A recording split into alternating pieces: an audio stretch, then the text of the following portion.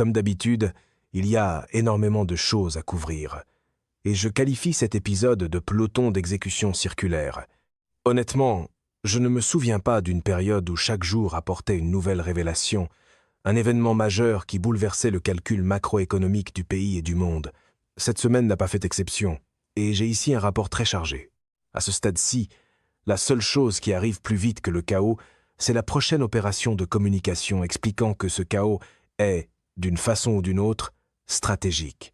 Mais je dois commencer par souligner à quel point cette entrevue avec le secrétaire au Trésor Scott Bessent était complètement hallucinante. Il était là à décrire la situation comme s'il se trouvait dans le bunker d'Hitler, qu'Hitler était déjà mort, et que Himmler et Göring étaient morts eux aussi. Il présentait les choses comme si le leadership avait été décapité, et que, contrairement à ce que les médias grand public aux États-Unis voulaient soi-disant faire croire, tout était dans le chaos. Il affirmait qu'ils avaient du mal à communiquer, et que tous les tirs de roquettes n'étaient que les derniers soubresauts d'un régime agonisant. Manifestement, dans l'univers trumpiste, chaque point de presse doit sonner comme la bande-annonce d'une suite, même quand la personne censée parler devrait simplement s'occuper des finances. Rien que ça, c'est complètement insensé, parce qu'il faut vraiment rappeler à cet homme qu'il est le secrétaire au Trésor. Il n'est pas à la tête de la sécurité intérieure, ni du département de la guerre. Il n'est pas le secrétaire d'État. Il ne travaillait pas pour la Central Intelligence Agency, le Federal Bureau of Investigation, le National Security Council, ni pour aucun des autres acronymes de la surveillance de masse ou des départements militaires que nous avons. Il est le secrétaire au Trésor. Il est difficile d'imaginer Janet Yellen ou Tim Geithner aller sur un plateau télé pour parler de stratégie militaire comme un élève de 6e année. Larry Summers ne l'aurait pas fait non plus, même si, dans son cas, c'est parce qu'il était occupé à texter Jeffrey Epstein. Le fond du problème, c'est que chaque membre du cabinet doit maintenant défiler devant les caméras pour défendre les gestes de Trump pendant qu'il détruit précisément ce que ces gens sont censés protéger, comme l'économie américaine. La description de poste semble maintenant être composée à 80% de contrôle des dégâts et à 20% du théâtre, consistant à faire passer les dégâts pour une percée. Aujourd'hui, je veux donc passer en revue toute une série de données économiques qui racontent en réalité une histoire fascinante, et probablement pas celle à laquelle les gens s'attendent. La dernière ligne de cette histoire est simple. Nous avons franchi le Rubicon économique. Nous sommes fichus, et je vais expliquer pourquoi. Mais le reste de l'histoire, c'est celle d'une économie qui veut en fait aller dans une autre direction. C'est ça la partie tragique. L'économie veut performer. Les marchés veulent repartir. Cette administration, manifestement, n'en veut pas du tout. C'est l'équivalent politique de tirer le frein à main, puis de donner un discours sur la puissance du moteur. Avant d'entrer dans les chiffres, et il y en a beaucoup, je dois poser le cadre, parce qu'aucune donnée n'a de sens si on ne comprend pas clairement quelle force tire sur le système. Il y a essentiellement 3 forces à l'œuvre dans l'économie américaine en ce moment, et elles ressemblent à 3 chevaux attelés à la même charrette, sauf que chacun galope dans une direction différente. Et cette charrette, bien sûr, est présentée comme la conduite la plus fluide de toute l'histoire. La première force, c'est l'économie sous-jacente. À la sortie du mandat de Biden, presque tous les indicateurs économiques se redressaient lentement. Ce n'était pas assez rapide ni assez fort pour faire élire Kamala Harris, mais il y avait une amélioration dans plusieurs secteurs. La croissance de l'emploi s'améliorait, la croissance des salaires s'améliorait, et les graines d'une expansion manufacturière issue du Chips and Science Act et de l'Inflation Reduction Act étaient bien là. La pompe, pour ainsi dire, était amorcée, puis sont arrivées les baisses d'impôts, Doge, qui a vidé des éléments centraux de ses lois de croissance, puis Liberation Day. Donc les fondations de l'économie étaient déjà fragiles, et n'importe lequel de ces événements aurait pu faire dérailler l'économie plus tôt. Mais l'idée essentielle, c'est que Donald Trump a hérité d'une économie qui voulait croître. Il a hérité d'un élan, et il l'a traité comme un accessoire pour mise en scène médiatique. La deuxième force, ce sont les marchés. Malgré tout cela, malgré l'enlèvement d'un dirigeant mondial, la rupture avec nos alliés, le chaos tarifaire et les revirements de politique, les marchés ont continué d'essayer de rebondir parce que le capital cherche toujours un endroit où se loger. Même face au chaos provoqué par Trump, les marchés continuaient de regarder au-delà, parce que le dollar américain est encore considéré comme la valeur refuge du monde, et qu'à un moment donné, il ne sera plus là. Les marchés ont continué à lui accorder le bénéfice du doute bien après qu'il soit passé du gouvernement à l'improvisation en majuscule. Ce qui m'amène à la troisième force, cette administration. C'est le cheval qui galope le plus loin dans la mauvaise direction, et c'est peu être le plus puissant. C'est là que tout s'écroule. Parce que chaque fois que l'économie commence à retrouver son équilibre, chaque fois que les marchés commencent à se stabiliser, un nouveau décret apparaît, ou une nouvelle menace, un nouveau tarif, une nouvelle publication sur Truth Social, et tout repart de travers. Rien ne dit leadership stable, comme une gouvernance par effet de surprise permanent. Une chose qui me tient à cœur quand je fais ce type d'analyse, c'est de ne pas sonner hyper partisan. J'ai beaucoup de réserves à l'égard des administrations précédentes et de la façon dont elles ont géré la moitié inférieure de l'économie américaine. Ce qui est frappant ici, c'est que l'économie, comme les marchés financiers, ont continué d'essayer de regarder au-delà de tout ce chaos, de trouver des lueurs positives, de rationaliser la croissance, de rester optimiste. Mais, je veux être clair, les 50% les plus modestes des Américains souffraient déjà, et maintenant, il a empiré les choses. La dernière année a été absolument brutale, surtout pour le bas de l'échelle économique. Mais cette fois, il a poussé sa chance trop loin. Il nous a fait dépasser le point de non-retour, et les chiffres le démontrent à eux seuls. Le discours de vente est resté triomphant. La facture, comme d'habitude, a été envoyée à tout le monde. Je veux commencer par un secteur que je n'ai pas encore vraiment couvert sur Midas, mais qui compte énormément, parce que c'est là que les gens le ressentent d'abord, et c'est le logement. Peu importe ce que fait le SP un mardi, si les gens ne peuvent pas se payer un toit au-dessus de leur tête. Le logement est l'un des indicateurs les plus importants, et en ce moment c'est aussi l'un des plus déroutants. Pour les gens ordinaires, le vrai signal du marché n'est pas un graphique. C'est de voir si le paiement mensuel ressemble à une satire. L'indice de la National Association of Home Builders est ressorti à 38, ce que le marché qualifie techniquement de résultats meilleurs que prévu parce que c'était supérieur aux attentes, mais 38 reste historiquement déprimé. Cela veut dire que les constructeurs ne sont tout simplement pas confiants. Les ventes de maisons en attente de leur côté ont augmenté de 8% d'un mois à l'autre, ce qui était aussi supérieur aux attentes, mais cela semble avoir été provoqué par de modestes améliorations de l'abordabilité, probablement en raison du bref recul des taux hypothécaires plus tôt dans l'année. Donc les constructeurs se sentent mal, tandis que les acheteurs reviennent prudemment. Encore une fois, des signaux contradictoires. Dans le guide de style trumpiste, cela compte probablement comme le meilleur marché immobilier que quiconque ait jamais vu. Si je prends encore plus de recul, les ventes de maisons neuves en janvier se sont littéralement effondrées. Elles étaient en baisse de presque 18% par rapport à décembre et de 11% sur un an. Le prix médian des maisons a reculé à 400 000 $, ce qui semble encore élevé, mais c'est 7% de moins qu'un an plus tôt. La baisse des prix peut sembler être une bonne nouvelle pour les acheteurs, et dans un certain sens, c'en est une, mais le problème, c'est que le nombre de mois d'inventaire a atteint 9, 7. Tout ce qui dépasse 6 mois est considéré comme une surabondance de l'offre, donc un marché d'acheteurs. En pratique, cela veut dire que les maisons restent sur le marché. Les constructeurs coupent leurs prix parce qu'ils ne réussissent pas à écouler leur inventaire. Un marché tellement sain qu'il doit être rabaissé pour exister. Et tout cela, c'est avant que le choc pétrolier frappe le prix à la pompe, avant la plus récente vague d'incertitude tarifaire. Si c'est la ligne de départ, il n'est pas difficile d'imaginer où le logement s'en va. L'administration continue d'allumer de nouveaux feux, puis s'indigne que la fumée apparaisse dans les chiffres. Passons maintenant à ce qu'on appelle l'économie productive, la base manufacturière, parce que c'est là que les choses deviennent vraiment intéressantes. 2 grands sondages manufacturiers sont sortis la même semaine, dans des régions géographiquement proches, et ils racontaient 2 histoires complètement différentes. Même les données d'usines donnent maintenant l'impression d'avoir assisté à l'une de ces réunions de politique publique. Le premier était l'Empire State Manufacturing Index, la lecture de la Réserve fédérale de New York sur l'activité manufacturière dans la région, et il est ressorti en territoire négatif.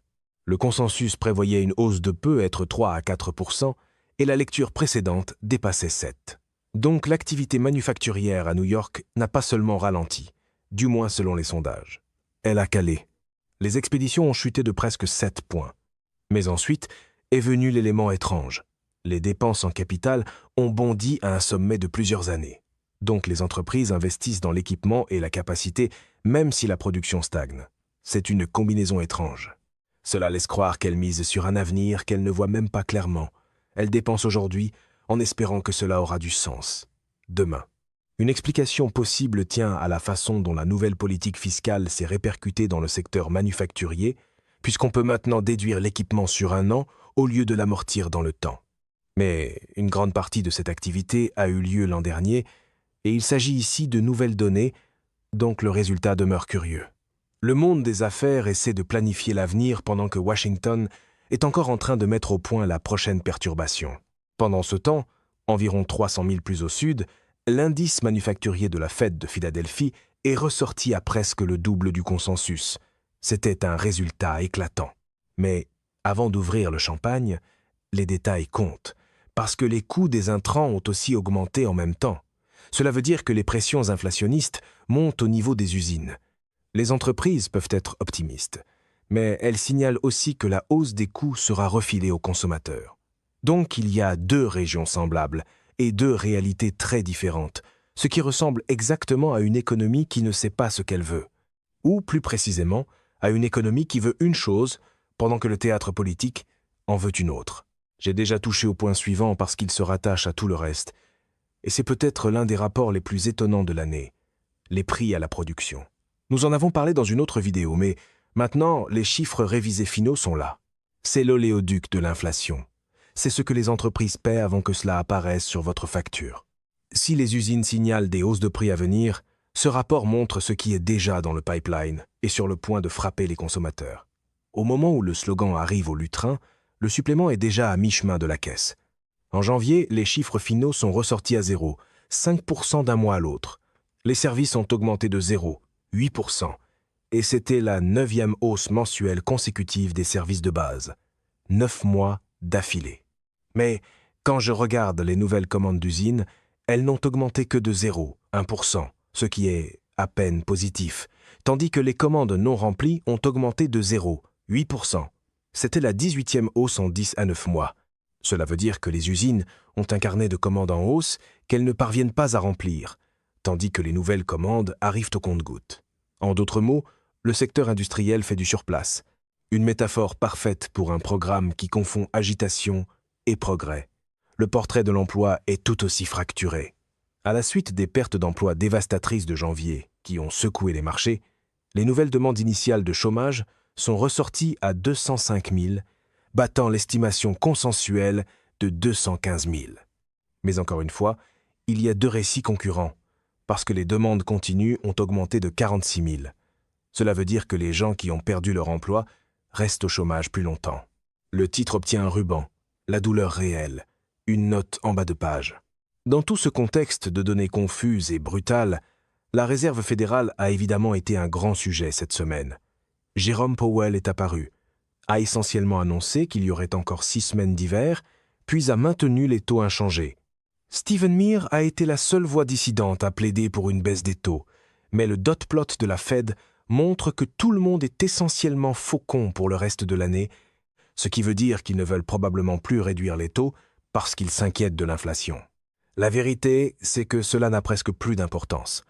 Nous sommes dans une période de domination budgétaire, ce qui veut dire que ces mouvements de politique monétaire ne changent pas grand-chose. Voilà pourquoi, même si une déclaration du président de la Fed est habituellement traitée comme un événement majeur, les marchés ne réagissent plus vraiment comme avant. Dans une période de domination budgétaire, où l'on accumule des déficits extraordinaires et où l'on fait face à une économie profondément confuse, la politique monétaire ne déplace tout simplement pas l'aiguille. La Fed est coincée à essayer de tenir le volant pendant que la Maison-Blanche continue de l'arracher pour la photo. Cela dit, la déclaration de Powell était prudente, comme toujours. Il a dit que l'inflation demeurait quelque peu élevée. Il a signalé que le Moyen-Orient était une situation incertaine. En substance, le message était qu'ils n'ont aucune idée de ce qui s'en vient, et qu'ils ne prétendent pas le contraire. Les décideurs sont coincés. Goldman Sachs a repoussé sa prévision pour la première baisse de taux de juin à septembre, parce que les marchés n'intègrent maintenant qu'une seule baisse cette année, avec une probabilité croissante qu'il n'y en ait aucune. Investopedia a qualifié cela de pire cauchemar d'un banquier central. Et cela résume assez bien la situation.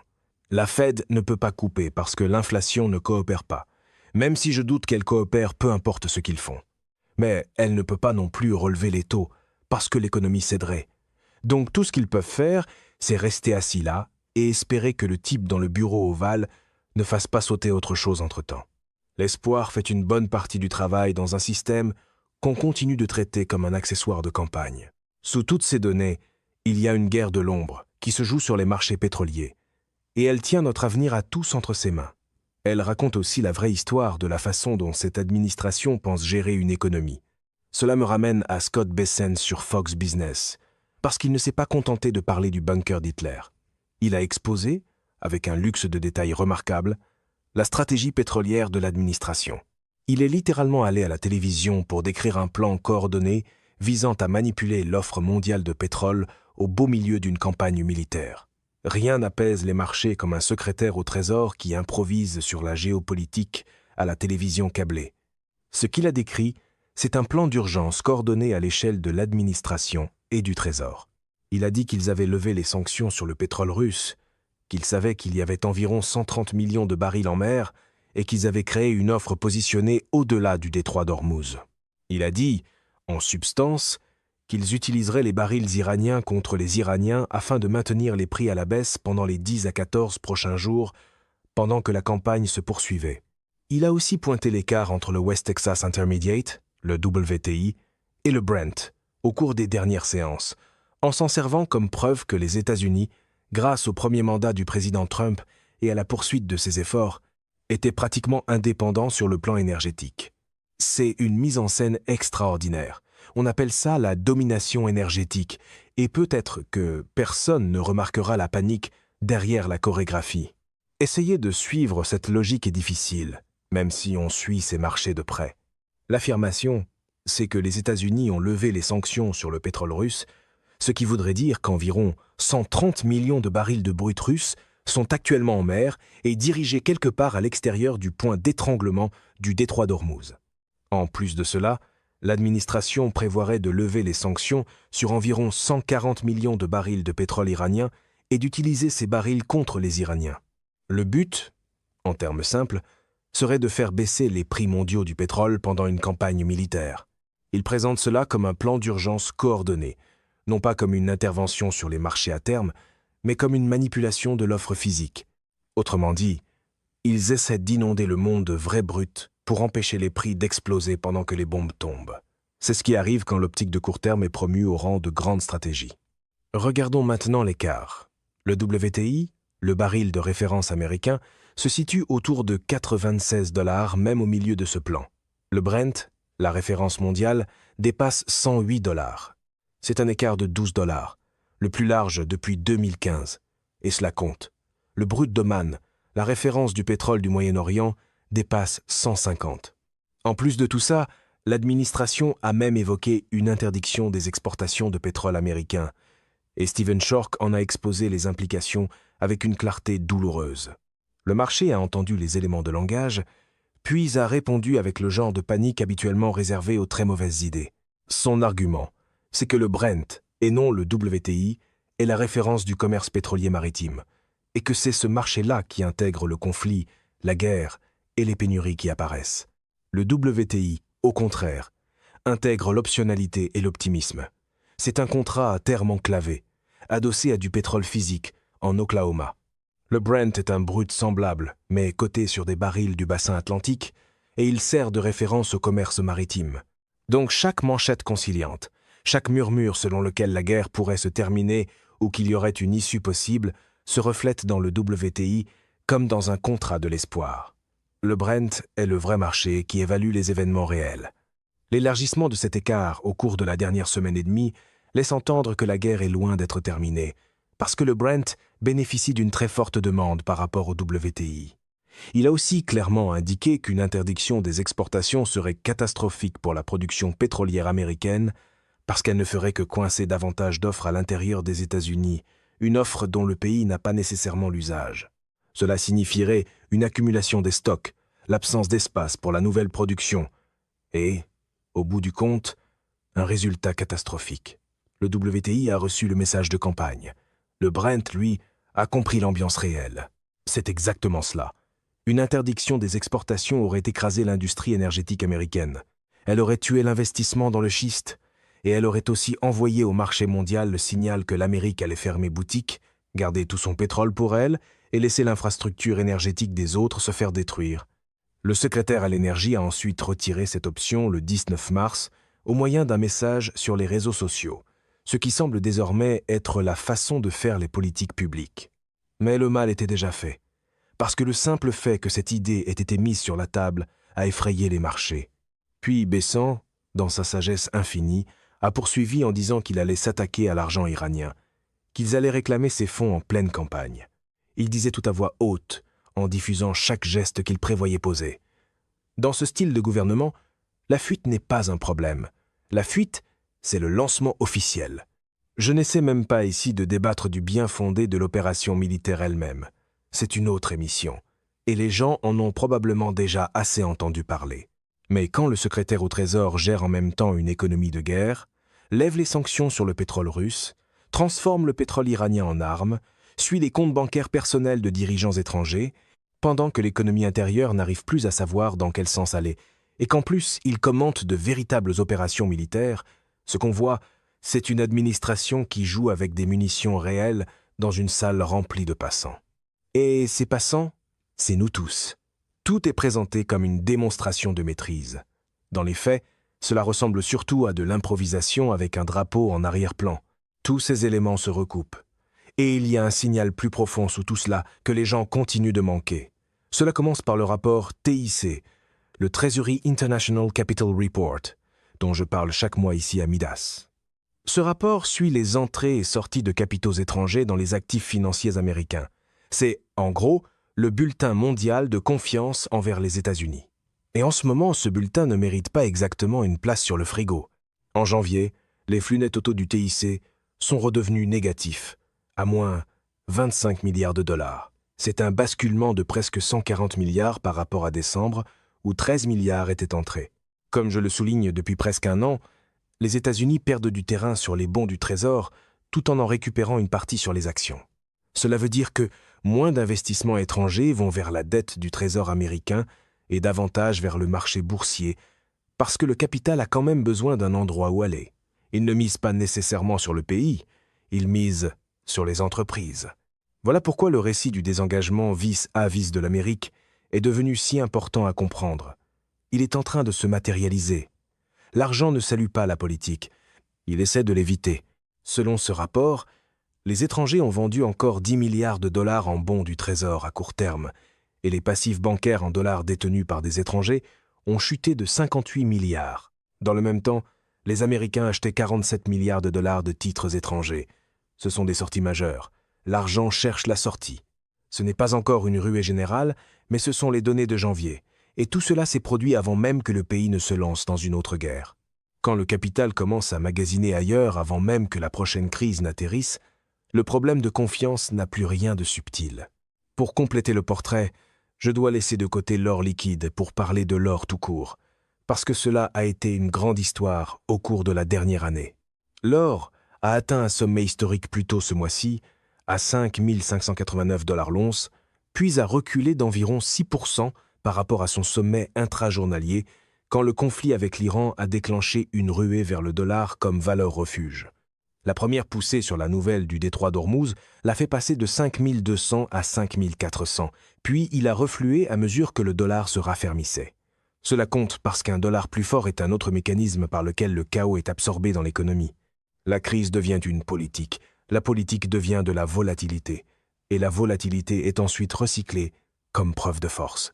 L'indice du dollar se situe actuellement autour de 99,6, en hausse de 2% au cours du dernier mois en raison de la prime de guerre, mais en baisse de 4% sur les 12 derniers mois.